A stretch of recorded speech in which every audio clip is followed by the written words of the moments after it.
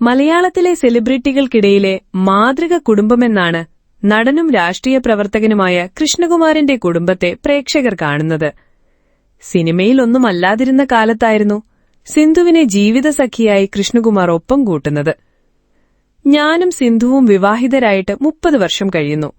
നല്ല ഭാര്യയും ഭർത്താവും നല്ല കുടുംബവുമാണ് നമ്മുടേതെന്നൊക്കെ കമന്റുകൾ വരാറുണ്ട്.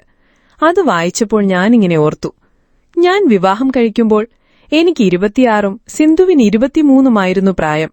കല്യാണം കഴിക്കാനുള്ള മാനസികാവസ്ഥയോ പക്വതയോ ഉണ്ടായിരുന്നില്ല അന്നെനിക്ക്. ചെറിയ പ്രായത്തിൽ കല്യാണം കഴിച്ചതുകൊണ്ടുതന്നെ നമുക്കു തോന്നി, നമ്മുടെ ചുറ്റുമുള്ളവരെല്ലാം നല്ല ഭാര്യാഭർത്താക്കന്മാരും നമ്മളെത്ര പോരല്ലോ എന്നും. കാരണം ചെറുപ്രായമായതുകൊണ്ട് രണ്ടുപേർക്കും പെട്ടെന്ന് ദേഷ്യം വരും. അഭിപ്രായ സ്വാതന്ത്ര്യത്തിന്റെ പേരിൽ ബഹളം വയ്ക്കും, തർക്കിക്കും. അതുകൊണ്ടുതന്നെ നല്ല ഭാര്യയും ഭർത്താവുമായിരുന്നില്ല. അത് കഴിഞ്ഞ് ആദ്യത്തെ മകൾ വന്നു. അപ്പോൾ തന്നെ ഒരു മാറ്റമുണ്ടായി. അഹാനയ്ക്ക് 30 വയസ്സാകുമ്പോൾ എന്നിലെ അച്ഛനും സിന്ധുവിലെ അമ്മയ്ക്കും 30 വയസ്സാകും.